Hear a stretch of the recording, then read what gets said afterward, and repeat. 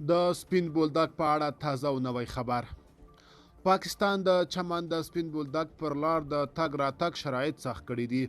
د پاکستان حکومت له تیرو 15 ورځو راهیسې د چمن سپین بولدک ویش دروازه باندې د تګ راتګ شرایط سخت کړي او هغو کسانو ته د ورتګ اجازه نه ورکوي چې د افغانستان کاغذي پیژندپاڼې سره وي. په سپین بولدک کې د طالبانو حکومت د کمیسرۍ چارواکو د پاکستان د دغه ګام په غبرګون کې د هغو زرګونو کسانو چې هره ورځ د کرښې له بلې غاړې ویش بازار ته کاروبار لپاره ورځي بند کړي دي.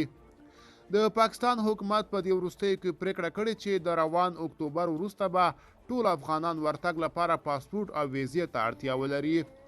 د بلوچستان د اطلاعاتو وزیر جان محمد اڅکزی وایي د دې پریکړې د پلي کولو لپاره به په کندهار کې خپل قونسلي چوپړونه پراخ کړي. دوی په افغانستان کې د طالبان له حکومته هم غوښتي چې ډیورند کرښې تر څیرمه سپین بولدک کې د ویزې د ورکړې اسانتیاوې رامنځته کړي. د ډیورند کرښې دواړو غاړو چمن او سپین بولدک کې چې سوداګر او نور قبایلي خلک ژوند کوي وایي د دې تګلارې پلي کول ناشوني او د هغه نظام خلاف کار دی چې د ډیورند کرښې له کښلو راهیسې رامنځته شوی. هغه کاروباریان چې روزګار یې د سپین بولدک او چمن ترمنځ پر تګ راتګ چلیږي او هره ورځ څو ځله وړي سوداګر غوټې په پټه د کرښې له یوې غاړې بلې ته اړوي وایي د اسلام آباد پریکړه ورته د منلو نه ده. وړاندې پر ویش دروازه تګ راتګ پر پاکستاني شناخته کار او د افغانستان د برېښنایي پیژندپاڼو ترڅنګ پر کاغذي تذکرو هم شونی و.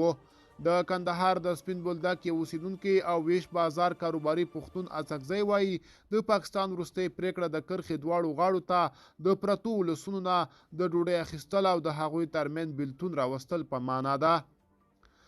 دی وایي هره ورځ پر ویش دروازه باندې 100,000 کوچني کاروباریان او څه باندې 1,000 لوی سوداګرو ته تګ راتګ کوي او ویش بازار کې خپله نفقه پیدا کوي. ښاغلی پښتون وایي د کرښې دواړو غاړو ته پراته قبایل خپلو کې خپلوي لري او دا نه بېلېدونکي اړیکې دي.